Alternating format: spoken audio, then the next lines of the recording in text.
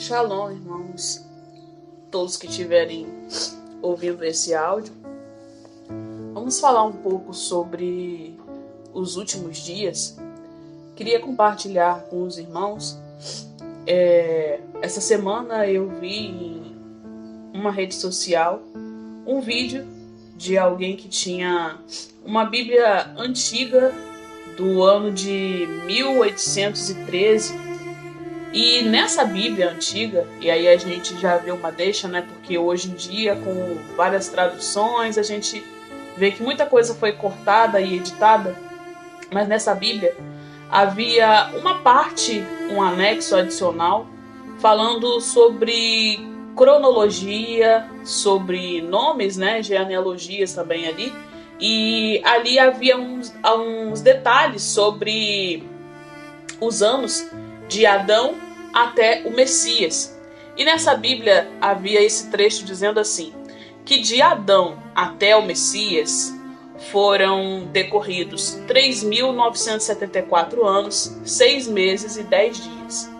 E que desde o nascimento de Cristo até aquele ano, né, onde estava sendo feito aquele registro, teriam se decorrido 1.814 anos. Calculando dessa forma, a soma total desses anos todos no mundo, né, desde Adão até agora, considerando que nós estamos no ano de 2022, agora nós estaríamos com 5.998 anos decorridos.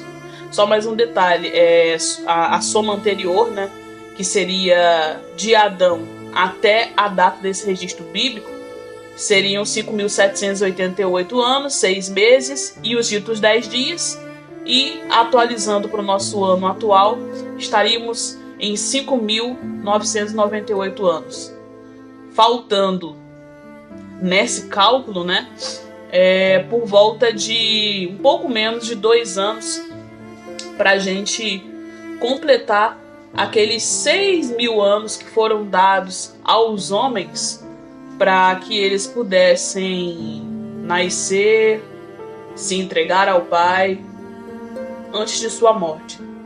É claro que nós já sabemos que a Bíblia ela fala que até um certo momento, pelo menos nem o filho sabia quando seria a data, o momento exato da volta dele.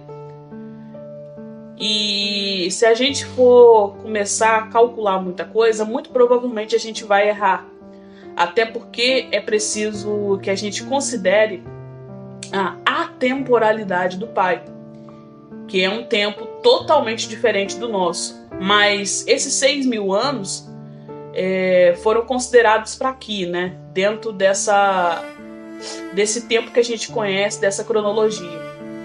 O que eu quis dizer, que a gente quer dizer aqui, com esse pequeno vídeo que eu vi, eu queria compartilhar com os demais irmãos, é que ainda que aquele cálculo esteja exatamente certo, próximo para menos ou para mais, independente disso, nós conseguimos, o nosso espírito, dentro, né, do nosso interior, a gente consegue sentir, não por nós mesmos, mas pela misericórdia do Pai, essa expectativa que vai cada dia mais aumentando de que a volta do nosso Yeshua está muito perto mesmo, e que nós estamos nos últimos minutos assim de se arrepender. E só mais um detalhe para a gente conjecturar aqui. A gente ouve essa frase, principalmente quem sempre teve no meio evangélico e coisas do tipo, mas até mesmo quem nunca esteve, acho que já ouviu sempre essa frase: os últimos dias, os finais dos tempos. Mas relembrando, a gente sempre tem que focar, pensar e se conscientizar que onde o Pai está, existe atemporalidade. Não é a contagem não é a mesma que a nossa aqui. Tanto é que a palavra fala que compara, né? Não está dizendo que é dessa forma exata e redonda, mas que 1.000 anos para o Senhor são como um dia e 1.000 dias como um ano. Talvez eu tenha errado aqui na modo de falar, mas eu acho que os irmãos já se encaixaram com o versículo que fala sobre isso. E a criação, lá em Gênesis, foi feita em 7 dias. E a gente consegue enxergar ali que aqueles 7 dias não são 7 dias literais de uma semana, vamos dizer, né, que a gente conhece aí de domingo a sábado. Não é dessa forma, são milênios.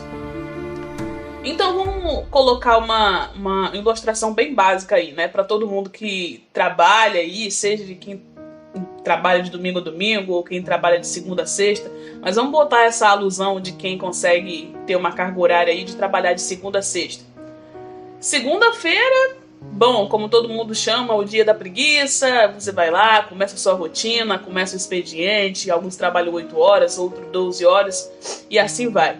E a semana vai passando, terça, quarta, mas você ainda está longe de chegar no seu sabadão de descanso, ou no seu domingo, ou seja lá qual for o dia da sua folga. Mas, considerando que vamos dizer que você vai folgar no sábado, quando chega quinta-feira, bom, você já começa a ficar mais animado. Quando chega sexta, de manhã, você já acorda bem mais disposto, que afinal de contas, no outro dia você vai estar em casa, você vai estar livre. Sexta-feira, meia hora antes de você bater o seu cartão de ponto, é só alegria. Ou como dizem muitos por aí hoje, né? Sextou, não é verdade? Então, pensando que esses 6.000 anos seriam como se fosse uma semana que a gente conhece, os últimos dias, na verdade, já estão correndo desde que o Messias veio à Terra, né? Principalmente pensando nessa cronologia que a gente colocou aqui no início desse áudio, dessa nossa conversa, desse nosso diálogo, dessa contagem, né? Pensando dessa forma assim, por mais que seja bem próxima ou não. Então, pensando dessa forma, sim, quando ele veio, os últimos dias já estavam correndo, sendo que esses dias são dias de milênios, né? Porque 1000 anos nossos aqui são como um dia para o Senhor. E aí a gente começa a lembrar que o apóstolo Paulo, poucos anos, né, depois da morte do nosso Messias, de Yeshua HaMashiach, Jesus, para quem não conhece, isso aí é um assunto sobre o nome para um outro vídeo, mas a gente vai estar falando para que de repente, né, alguns desconhecem esses termos. Logo depois da morte de Yeshua, né, de Jesus, como a maioria conhece por esse nome, o apóstolo Paulo, por alguns anos ali, não só ele, mas outros apóstolos, já falavam sobre os últimos dias. Inclusive tem trechos ali que o apóstolo Paulo fala que a igreja, né, falando como cada um sendo o templo do Senhor, já poderiam viver como que os casados poderiam viver como se já não tivessem casados, porque não havia mais tempo para aquilo, porque eles já estavam vivendo os últimos dias. E talvez a gente leia aqueles textos aí e pense, o apóstolo Paulo ele estava enganado, ele estava achando que o arrebatamento já ia vir ali, talvez naquela época dele, antes dele morrer, alguma coisa assim. Sim, pode até ser que ele pensasse dessa forma, mas o homem que tinha uma intimidade tão grande com o Eterno, com o próprio Messias, o homem que teve uma visão pela permissão do Pai do próprio Filho do Eterno, que encontrou ele e perguntou por quê? Eu sou aquele que você persegue. Um homem que foi levado ao terceiro céu. Será que esse homem que sabia tanto e tinha tanta intimidade com o Eterno estava tão, vamos dizer, desligado da realidade a ponto de achar que ele estava vivendo nos últimos dias, que ia ser amanhã, depois? Ou na verdade ele já tinha essa consciência desses anos em forma de milênios, de que sim, a partir do momento da vinda do Messias em carne humana, a Terra, o mundo, já estaria sim vivendo os seus últimos dias. Como a gente deu essa comparação da semana, né? Para quem trabalha aí, quando chega na metade da semana, você já vai ficando mais animado, até que chega o seu último dia de trabalho, e aí você fica, bem mais animado ainda, né? Porque naquele outro dia você vai estar livre para poder você fazer o seu lazer pessoal com a sua família. de novo usando essa comparação, ainda que cálculos X e Y estejam certos ou errados, de acordo com tudo que acontece com epidemias mundiais, epidemias inúmeras já aconteceram, peste negra, entre outras que eu posso não estar lembrando o nome das doenças aqui, mas nunca foi, acredito que assim, a nível mundial e ao mesmo tempo, e com uma imposição posterior, com uma falsa salvação pregada. E aí a gente começa a ver que tudo isso bate em conformidade com os acontecimentos. E aí vamos voltar a essa frase clichê, né? Dos últimos dias, que a palavra sempre falou. A gente pode estar lendo aí Mateus 24, tantos outros textos de Apocalipse. E isso é só um exemplo. Mas eu acho que o maior de todos é a apostasia dos últimos tempos. O amor das pessoas se esfriando. Pessoas ruins sempre existiram. Crimes hediondos sempre existiram. Só que, pensa, no tempo do Messias mesmo, quando ele veio, até por conta de vamos botar um pecado aí, né? A questão da sexualidade, da prostituição e do adultério. Naquela época, as pessoas, né, que, sei lá, queriam, né, tinham o desejo carnal de fazer algo do tipo, tinham que se encaminhar a uma pessoa que de repente ficava num local específico para aquilo, uma rua, uma viela, não sei como que eram as coisas naquele tempo. Mas hoje, devido à tecnologia, mas não só a tecnologia, o avanço do pecado no mundo, você abre, vamos botar aí um Instagram, um Facebook, qualquer outra rede social, TikTok, eu nem sei quais são as outras aí, e tem uma pornografia explícita ali, como eu já vi também por volta dessa semana alguns irmãos falando um vídeo de podcast, eu acho que foi algo parecido. Eles estavam comentando sobre estar no outdoor. Eles dão aquela ilusão de você poder fazer uma denúncia.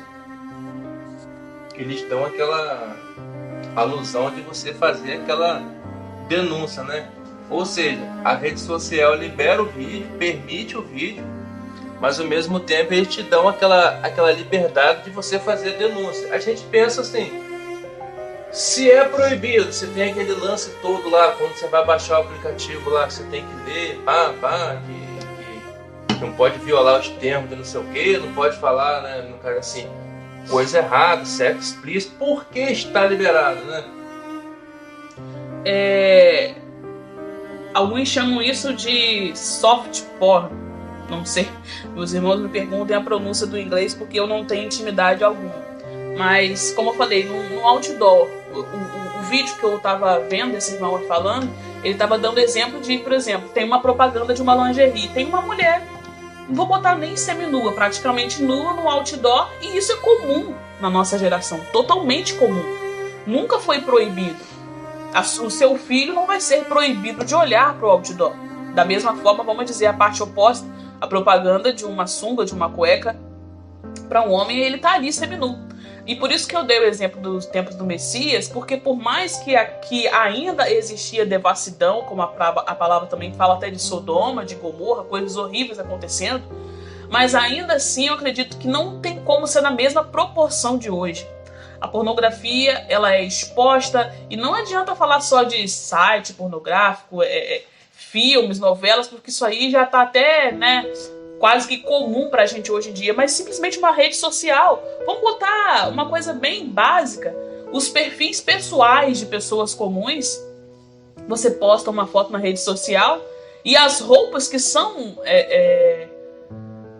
vistas como comuns são vestes de seminudez, coisas que provavelmente naquele tempo, se é que usavam, só os prostitutos e as prostitutas faziam. Isso é só um exemplo, né? Porque esse assunto também da sexualidade também é abrangente, talvez para um outro áudio, para a gente falar só, comentar, né? Só disso.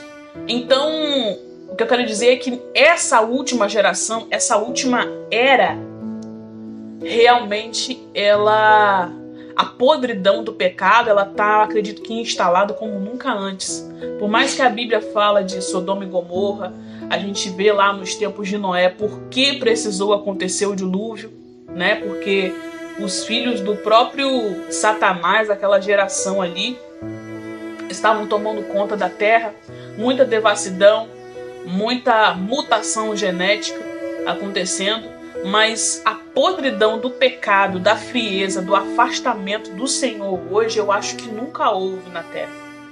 Tanto é que a palavra fala, e voltando de novo à bendita frase clichê dos últimos dias, que a perseguição e o que ia acontecer em relação ao juízo de Deus na última geração, quando o milênio fosse finalizar, nunca aconteceu antes e nunca mais vai se repetir. Então por que vai ser uma penalidade tão severa se não acontecer antes, vamos dizer, um crime tão severo contra o Senhor, de natureza? As pessoas não amam, as pessoas só pensam em si e, enfim, é um mar de egoísmo, de afastamento do Senhor. Só que assim, a eternidade está em jogo. E talvez a gente é tão fraco e tão humano que pense, eu quero ir para o céu, né? Porque é assim que a gente é ensinado e pensa, porque eu não quero ir para o inferno, porque afinal de contas ninguém quer sofrer, não é verdade? Mas poucos são estimulados a querer ir para o céu simplesmente porque o Pai está lá. Independente de lá ser a maravilha que de fato é, com certeza, coisas que a gente não tem como imaginar com a mente humana, mas qual é o seu motivo principal de querer ir para o céu? Porque é maravilhoso. Porque isso, porque aquilo. Ou até mesmo uns justificam, eu vou para o céu porque eu sou uma pessoa boa, ora. Mas na verdade o próprio sistema impede, né? O próprio sistema, ele te impede de você entrar no reino. Aí você fica naquela coisa de viver, né? Ou sair dessa bola ou você sair do sistema. Que o próprio sistema, ele te impõe a você viver a sua vida. Hoje é normal aquela coisa do nada a ver, né?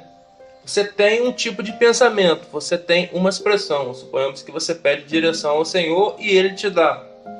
Aí vem uma outra pessoa com outro pensamento, uma outra ideologia. Nada a ver isso aí, poxa. Não tem nada a ver não, entendeu?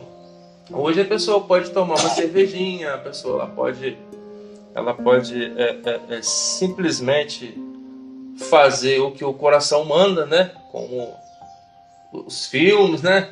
A maioria das séries fala, não, segue o desejo do seu coração. Então, assim, pra gente não fugir do foco, como que você vai se preparar? Como que você vai estar preparado, né? Porque a própria palavra fala, porventura, quando eu chegar, quando eu vier na terra, eu vou encontrar fé, né? Não vai ter, porque o povo já vai estar já sobrecarregado, o povo já vai estar magoado já, e vai estar bastante ferido, e como o sistema impõe, influencia você a viver, a pessoa quer isso mesmo, trabalhar de segunda a sexta e ficar naquela euforia, certo? Quando chega sábado e domingo se mata, aí chega aquela segunda-feira cansada, entendeu? Mas aquela coisa de negue-se a si mesmo, toma a sua cruz e siga-me se quiser, é para poucos. Como a própria palavra fala, a fé é de poucos.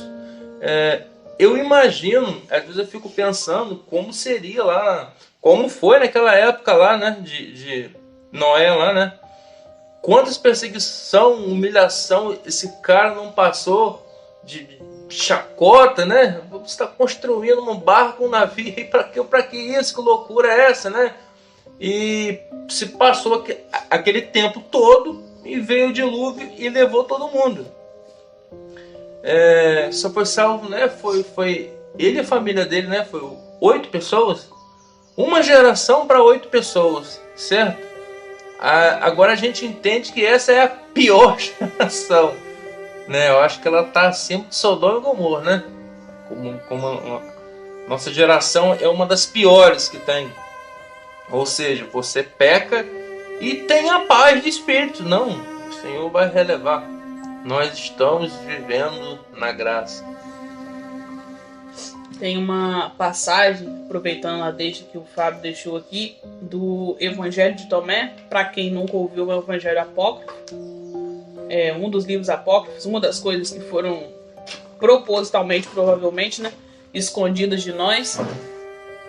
E esse Evangelho tem um versículo aqui que eu queria ler com os irmãos, que diz assim, que é uma palavra que o Messias, né, Yahushua deixou. E diz assim: disse Jesus: tomei meu lugar no meio do mundo, e em carne apareci a eles. Encontrei-os todos ébrios, e no meio deles ninguém encontrei sedento. E minha alma turbou-se pelos filhos dos homens, porque eles são cegos em seu coração, e não veem que vazios vieram ao mundo, e vazios tentam sair do mundo outra vez, mas agora estão ébrios. Quando se livrarem do vinho, aí então arrepender-se-ão. Ou seja, naquele tempo ele veio fisicamente, né, e encontrou a humanidade bêbada, né, ébrio, totalmente alienado, tomado pelo vinho do pecado. Outras passagens vão comparar isso com o fermento que leveda toda a massa. Sendo bem sincero, contaminados com o nosso eu.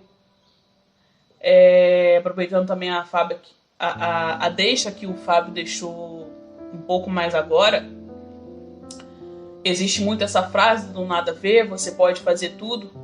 Tem uma frase também que é de um livro chamado O Livro da Lei, do satanista muito conhecido Aleister Crowley, e uma frase que ficou muito famosa foi: faça o que tu queres. No sentido, principalmente parece, né, eu não li esse livro, mas um pouco que eu consegui ouvir é que os 2 últimos capítulos desse livro vão propagar esse sentido do faça o que tu queres numa libertinagem totalmente, realmente, né? Faça o que você quiser, você é livre. E aí isso vai alcançar hoje todas as pautas que são pregadas, como no sentido de justiça, pautas do homossexualismo, da causa LGBTQI+, pautas do feminismo, pautas sobre o aborto, né? Então, tudo isso, por mais que sejam causas aparentemente justas, por mais que sejam causas que aparentemente vão abraçar a minoria, mas se você colocar isso dentro dos padrões bíblicos, você vê que não converge, né? E existem princípios e existem porquês do porquê o Senhor proíbe, seja o adultério, seja a prostituição, seja o homossexualismo, sabe? Inclusive há porquês santos para a posição do homem, para a posição da mulher, dentro de uma família, dentro de uma sociedade. A gente não pode esquecer que o Senhor, Ele é santo, mas Ele é bom. Tanto é que nós estamos aqui. Quando a palavra fala, todos pecaram e destituídos estão da glória de Deus, ela fala sobre um tempo antes desse tempo e desse mundo virem a existir dessa forma como conhecemos. Nós pecamos na eternidade, quando éramos anjos e morávamos com o Eterno. Apocalipse 12 vai falar sobre 1/3 das estrelas foi arrastado pela cauda do dragão. E aí a gente vê tantas referências bíblicas sobre estrelas, que o Senhor chama as estrelas pelo nome. Essas estrelas de Apocalipse 12 que são arrastadas até a terra. E os outros 2/3, né? 1/3, a gente sabe que são referências ao próprio Satanás e o seu legado de subjugados que acabou sendo caído e arrastado deposto do céu, e aquele terço que defendeu o trono do Senhor, né? E aí a gente vê que não se tratam só de estrelas físicas, mas sim de almas, consciências, espíritos divinos que nasceram lá. E isso se chama pré-existência. Isso é só um resumo do resumo. A gente vê também outros textos falando, acho que em Hebreus, não me recordo o capítulo agora, falando sobre aqueles heróis da fé, né? Abraão, tantos outros, e falam, todos esses foram peregrinos na terra. Ou seja, você, para ser peregrinos e estrangeiros. Então, o convite ao céu não é um convite assim, ó, você não faz parte desse reino, mas eu te convido a morar aqui. Não, nós fizemos parte desse reino, nós viemos de lá, mas nós precisamos voltar, e é por isso que nós somos estrangeiros aqui, porque nós não somos daqui. Nós estamos sendo convidados a voltar para casa e não para ir para um reino que nós nunca conhecemos. Apesar de que hoje a nossa lembrança da eternidade foi tirada, para que essa prova, esse teste no qual nós vivemos seja verdadeiro, seja único, seja feita uma escolha pelo Senhor genuína. Mas voltando à questão dos mandamentos, né?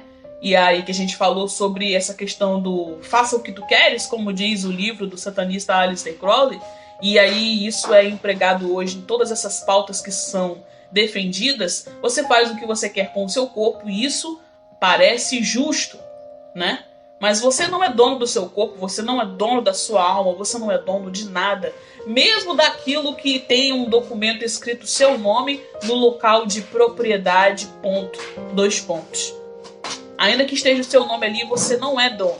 Por isso você não pode fazer com o seu corpo o que você quiser, por mais que isso pareça justo. Ainda que o seu ponto fraco seja enxergar o seu corpo como se ele estivesse no corpo errado. Existem falhas para todos.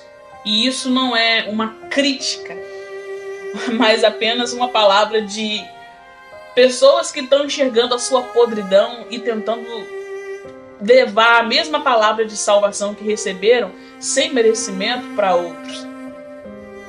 Porque um dos principais mandamentos é o amor. Não tem como a gente amar o Senhor e não amar as outras almas. E é por isso que precisa avisar. Porque quando chegar naquele grande dia, todos vão falar, mas por que você não me avisou? Você conviveu comigo, ou você nunca me conheceu, mas você tinha uma rede social, você podia ter colocado hoje aí, né, no mundo da internet, alguma coisa, você precisa avisar. Como que você vai amar a Deus se você não vai amar as almas? Inclusive aquelas que você não conhece, é uma hipocrisia. E talvez seja por essa falta de amor que muitos vão ouvir dele naquele grande dia. Eu não te conheço, você não é meu filho. E se você não faz parte da família, não tem como você voltar para casa, né? Lembrei do maior mandamento, né? O maior mandamento. Amar ao próximo como... amar ao Senhor acima de todas as coisas e ao próximo como a si mesmo. Então é por isso esse aviso não é uma crítica, mas é voltar às origens. E detalhe, não é as origens daqui, é voltar às origens do céu, pensando que a gente veio de lá. Todo mandamento, lembra aí, por mais que você não seja familiarizado com Bíblia, com templos, igrejas, mundo gospel ou qualquer outra coisa do tipo, católico, não importa. Mas acho que todo mundo já ouviu dos 10 mandamentos, né? Não matarás, não adulterarás, amarás o Senhor teu Deus acima de todas as coisas. E aí a gente vai lembrar também da oração do Pai Nosso. E há uma parte ali que existe assim na terra como no céu. Aquilo não é um detalhe. Aquela lei é um espelho da lei divina que existe lá. E para que a gente volte para aquele padrão divino, o Senhor nos deu uma conduta. Então tudo que está escrito na Bíblia não é porque o Senhor é um carrasco, um pai muito tradicional que inventou algumas regras para dentro da casa dele, e quem quer ser filho dele tem que obedecer. São regras de amor. Ele está dizendo, vai por esse caminho porque aqui você vai conseguir voltar para mim. nós vamos nos conseguir ver de novo. Mas se você for pelo outro, se você saciar a vontade da sua carne, você não vai conseguir voltar para casa. Quando esse mundo foi criado e nós ficamos presos dentro dessa cronologia desse tempo, aqui dentro dessa atmosfera, a nossa carne fica, vamos dizer, vulnerável a todas as vontades pecaminosas, porque existem dominâncias espirituais de malignidade dentro dessa esfera, dentro desse mundo. Há um texto, acho que é Romanos 12, 2. Se eu estiver falando no capítulo e o versículo errado, vocês me perdoem, mas o versículo é muito conhecido. Fala: não vos conformeis com esse mundo, mas transformai-vos pela renovação da vossa mente.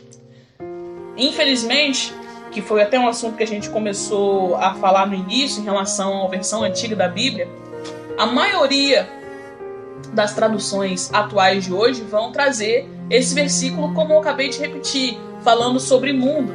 Mas na verdade, quando a gente vai pegar o Strong, né, que é o dicionário que tem o hebraico para o Antigo Testamento e o grego para o Novo Testamento, a palavra para mundo dentro daquele versículo, na verdade, significa tempo, era.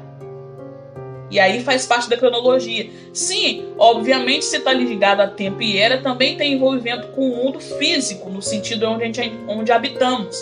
Mas está falando de era. E por que será que fala de era?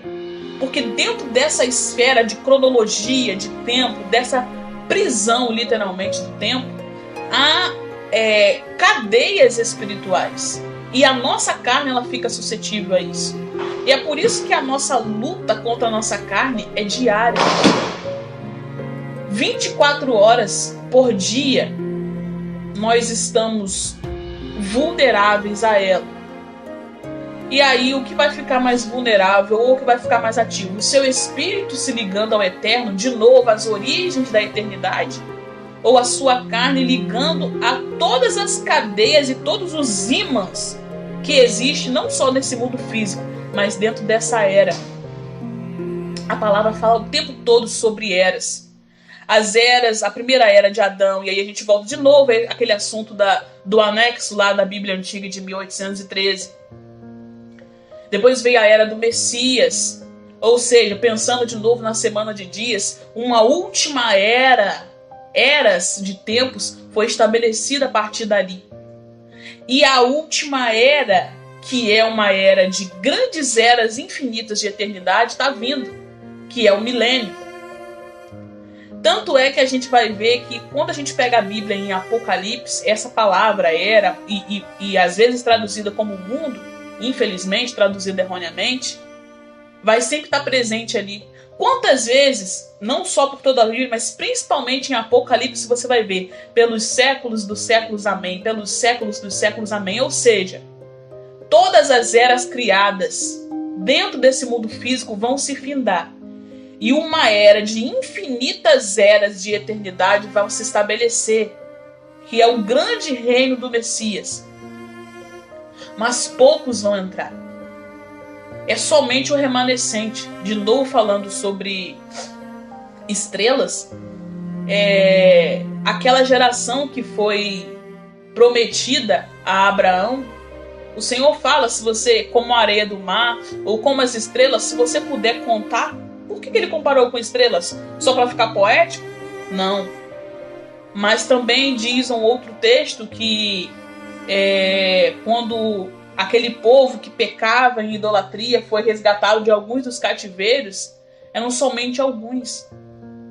Então, de todas as estrelas que caíram e que tiveram a oportunidade de nascer em carne como seres humanos, uma quantidade, um número muito pequeno vai poder voltar para casa.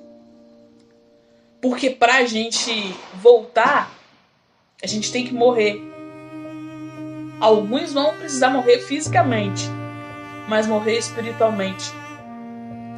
Para conseguir, de fato, aquela passagem de João, acredito que o capítulo 3, aquela conversa que o Messias teve com o fariseu de nome Nicodemos, ele disse que precisava nascer de novo. E a gente vê o exemplo do Messias. Ele voltou para o Pai, ele está sentado numa posição de mérito. Mas o que ele precisou fazer? Ele precisou morrer. Ele morreu fisicamente aqui. A palavra fala que ele morreu antes de vir como homem, sendo um espírito, como morreu antes desse mundo ser criado, até porque foi por meio do sacrifício dele, feito na eternidade, que esse mundo foi criado. João capítulo 1 vai falar sobre isso, que é por meio dele que todas as coisas foram feitas, e ele estava com o Pai quando o mundo foi criado. Mas Apocalipse 13:8 vai falar que o Cordeiro foi morto antes da fundação do mundo.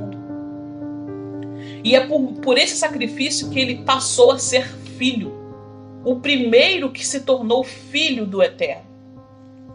Hebreus, a partir do capítulo 1, vai falar disso. Ele foi escolhido entre muitos e foi introduzido no mundo. E aí você volta para João 3 e fala sobre o primogênito. Por que ele foi o primogênito?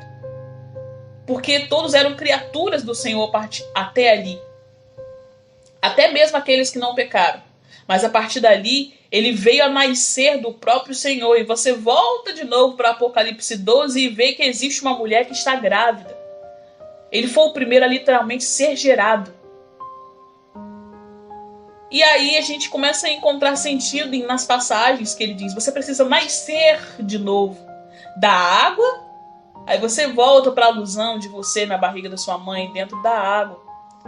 E do Espírito. Assim como ele do Espírito foi gerado, literalmente.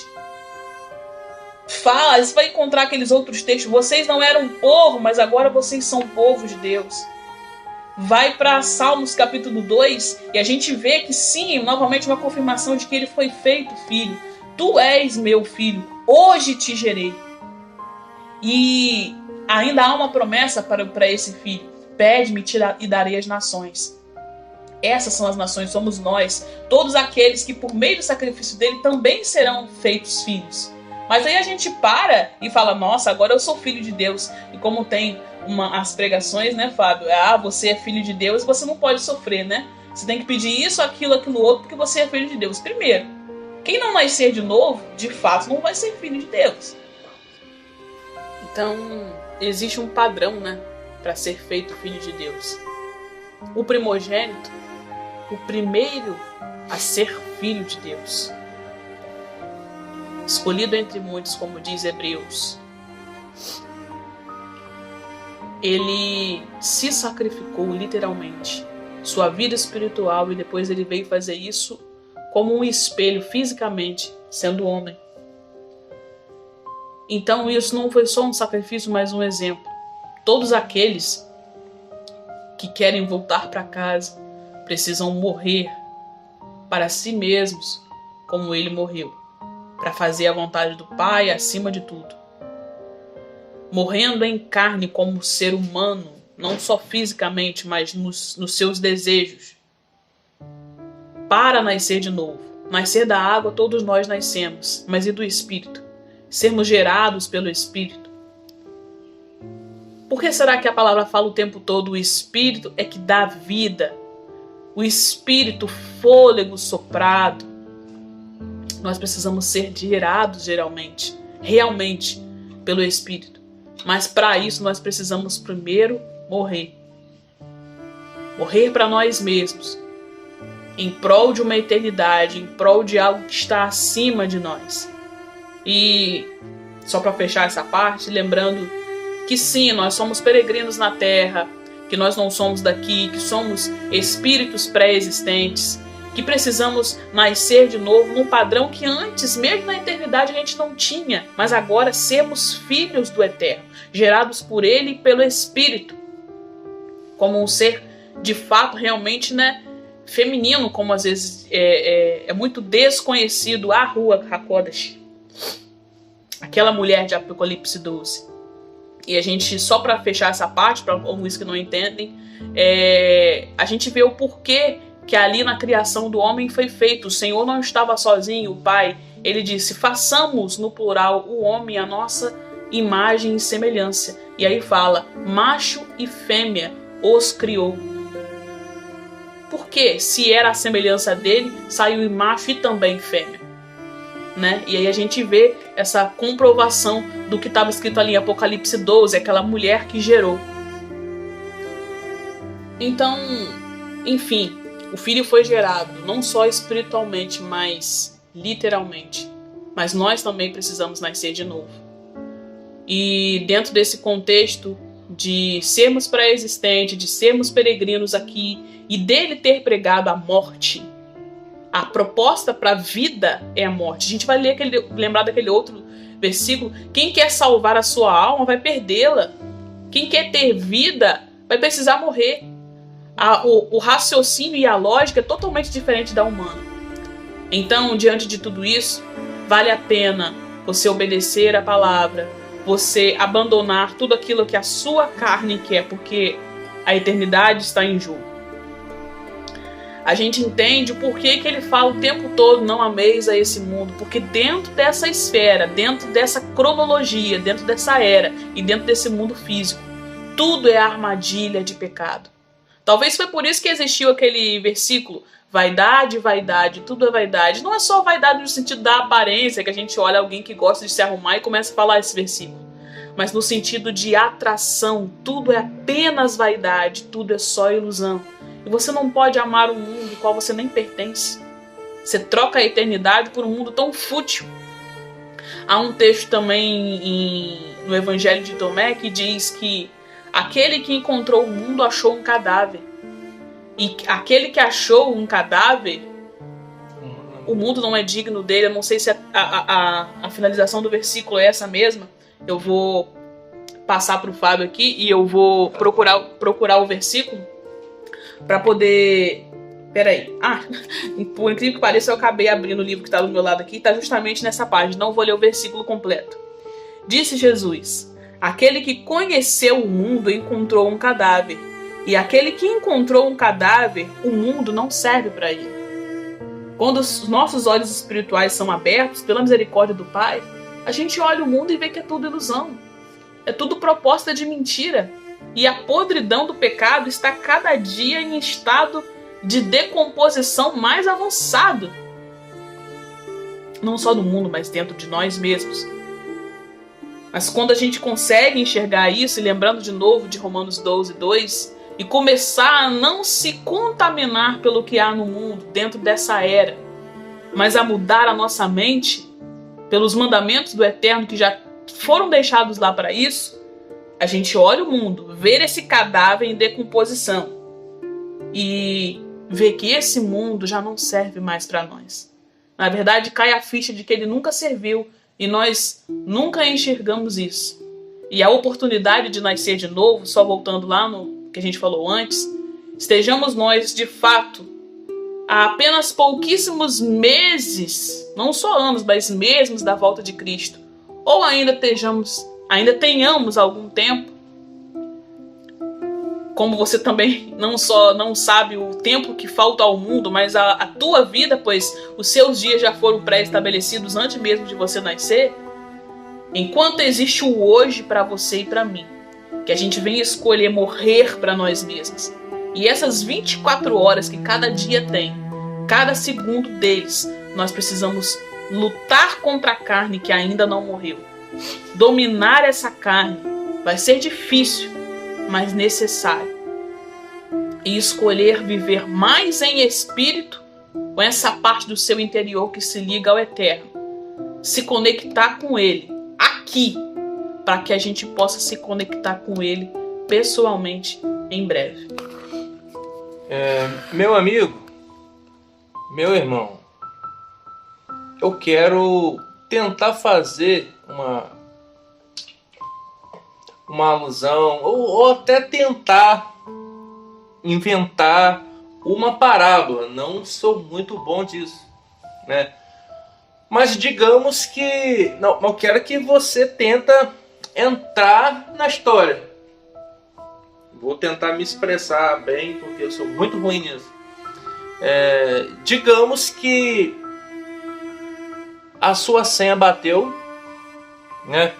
Você foi chamado, né? Você veio a óbito, você faleceu. Automaticamente você vê a sua alma sendo retirada desse corpo e você não sendo digno de entrar no reino, você foi, né, largado aí a Austrália, os demônios veio te buscar. No meio do caminho, você observa que existe o abismo e o paraíso. Entre o abismo e o paraíso existe o planeta Terra, existe o sistema. Ou seja, seus olhos só serão abertos depois de sua morte. Repetindo, tenta entrar na história. Você faleceu, sua alma foi retirada do corpo, né? E você vai conseguir ver uma parte do paraíso, o abismo, e entre os dois o planeta Terra, da onde que você saiu e fez a sua escolha, certo? Às vezes muitas pessoas vão pensar nesse exato momento, mas eu já fiz uma escolha, eu quero entrar no reino dos céus. Porém a sua prática não ficou nem entre o paraíso e nem o abismo, né? Você fez uma escolha, a sua prática era uma prática errada. No seu coração você aceitou, né, que quer entrar no reino, porém você não foi aceito. Aí vem a pergunta: tem como você retornar para o seu corpo, você retornar para aquela terra, você ressuscitar, para você ter uma segunda chance? Não tem, né? Não tem, já foi. Mas é realmente assim mesmo. Eu que inventei esse negócio agora, essa parábola, essa visão, mas é realmente assim mesmo.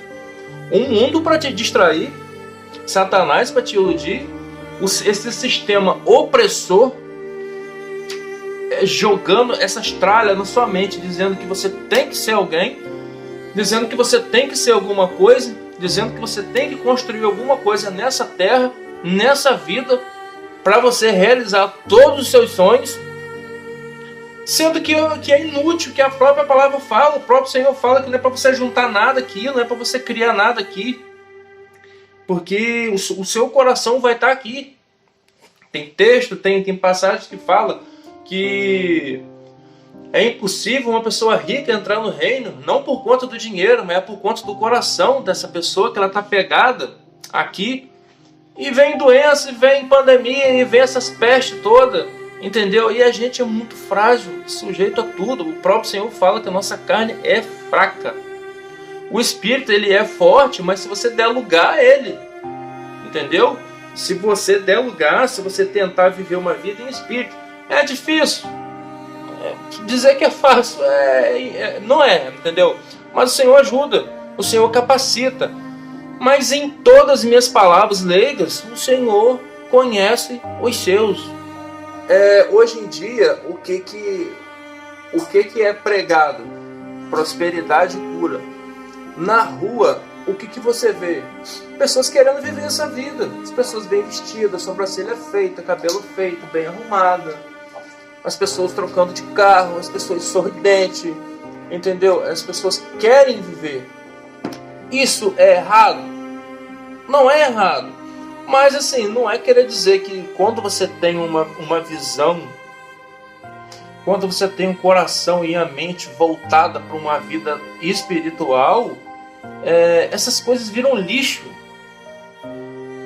Se você ganhava 10 mil reais no seu salário e você nasceu de novo e você ganhar 1.000, você vai dar valor a esse 1.000. Esse 1.000 ele vai ser necessário para te sustentar, porque muita gente ainda reclama que a vida está ruim, mas está de barriga cheia, mas está alimentado, mas está vestido, tem um teto em cima da cabeça. Ainda que seja de telha eternite ou laje, ainda que seja um barraco de tábua ou um palácio, a sua vida aqui ela é totalmente passageira. A palavra fala que somos peregrinos de passagem por esse mundo. é como se fosse uma neblina, né?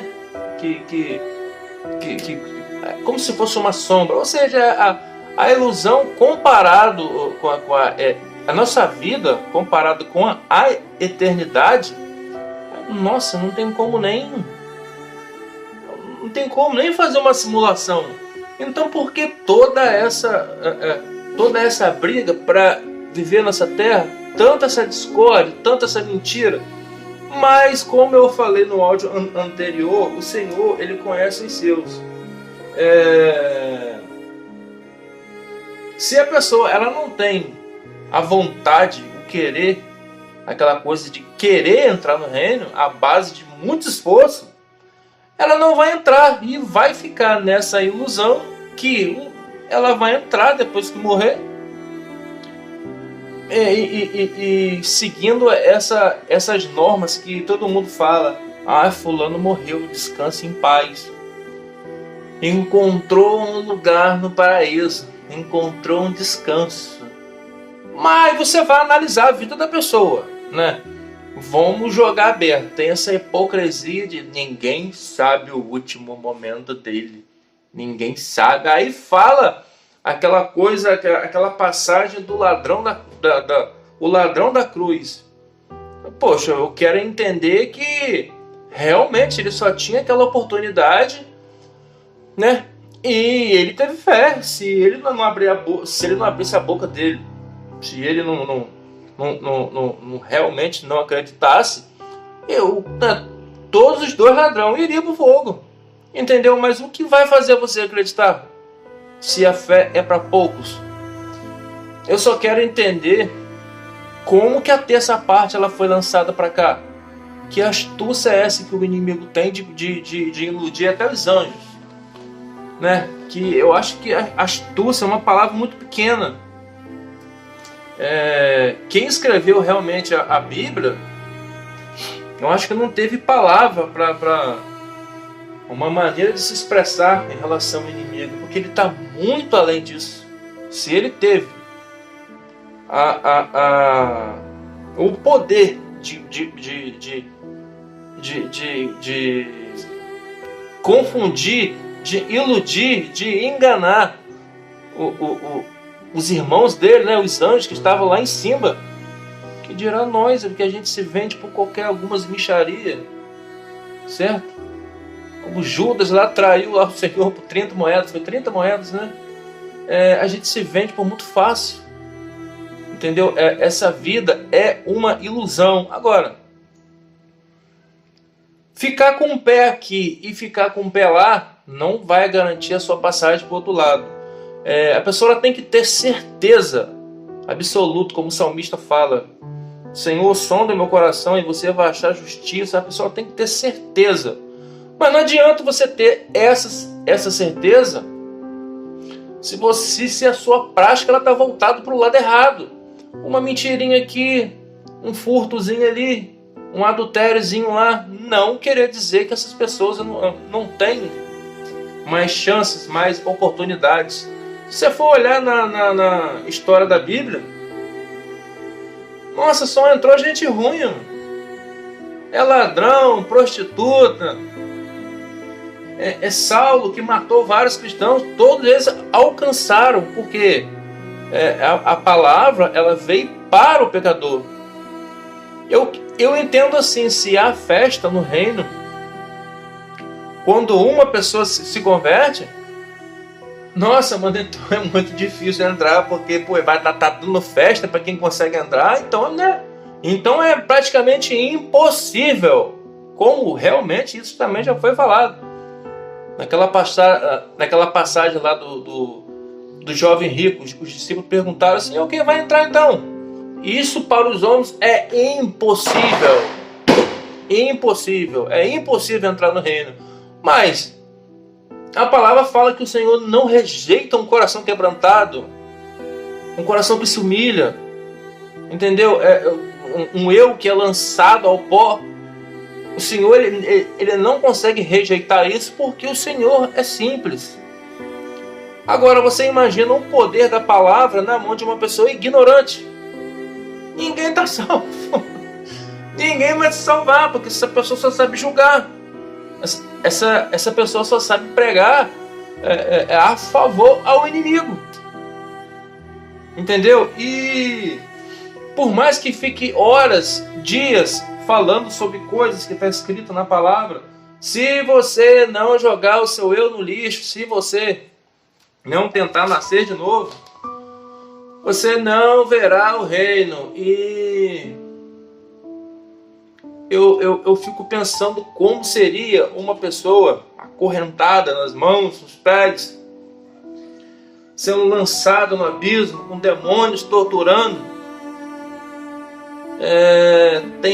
Tem passagens que falam que os demônios não querem nem retornar para o inferno.